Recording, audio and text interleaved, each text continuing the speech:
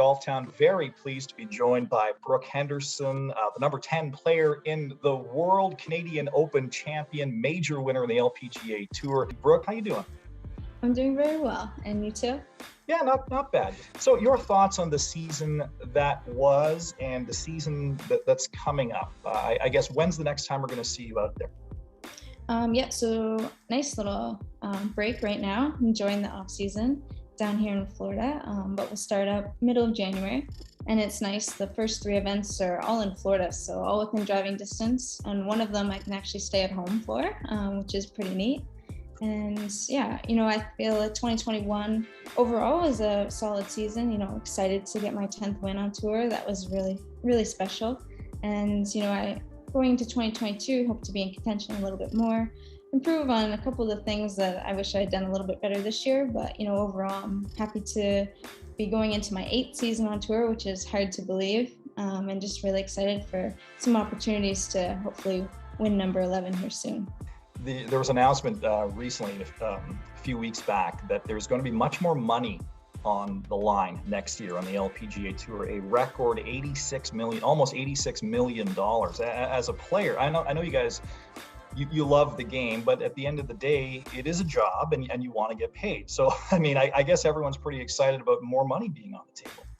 Absolutely, yes. It's very exciting, and I feel, the pay gap is still very large between the LPGA and the PGA Tour, but, we're inching closer to closing that gap. And this year, we've made huge moves with that amount of money and new tournaments as well, which is really exciting for us. And, Mike Wan, our former commissioner, did a great job these last few years in pushing us forward. And I think Molly, who took over a few months ago, is going to do a great job as well. So, it's an exciting time to be a part of the LPGA Tour, and, hopefully my actions and my play will help push us forward as well, and, be closer to equal pay and also, just enjoying out there on tour.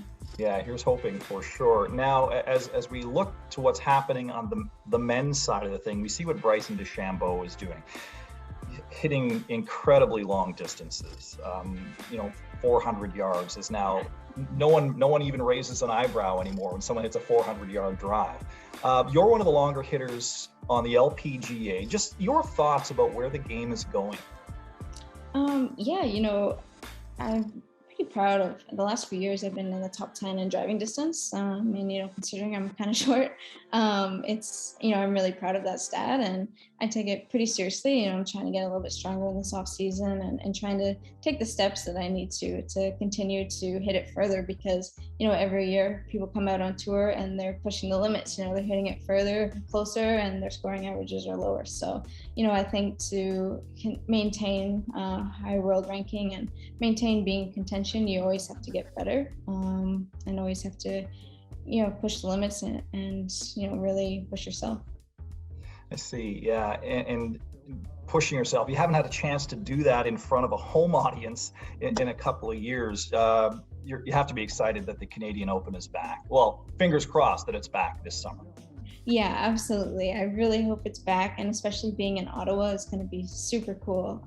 Back in 2017 when it was at the Ottawa Hunt, the fans, friends, family that were out to support the Brooke Brigade, it was, beyond anything I could have imagined. Thursday morning and the fairways were already lined. I was like, wow, this is really awesome.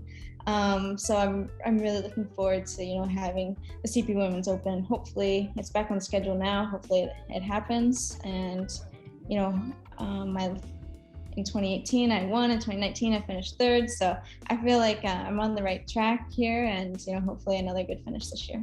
Yeah, you're on a bit of a roll at home, no doubt. It'd be like a home game for you this summer for sure. So we're all excited for that.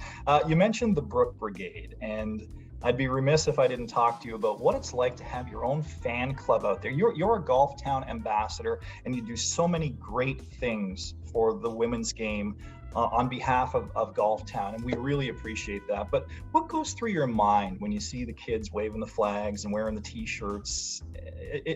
Just tell me your reaction to that. The Brooke Brigade is so cool, and to have Golf Town supported and do everything they do to help the Brooke Brigade is really amazing.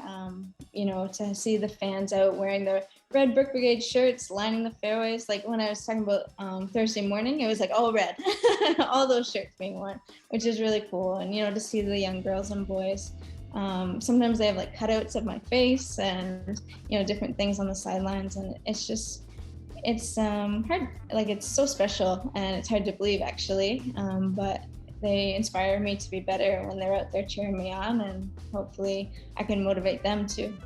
Love it. Brooke, thank you for spending a few minutes with me. All the best in 2022. Can't wait to catch up with you again at the Canadian Open in Ottawa. All the best to your dad and your sister Brittany and your entire family. Thank you so much.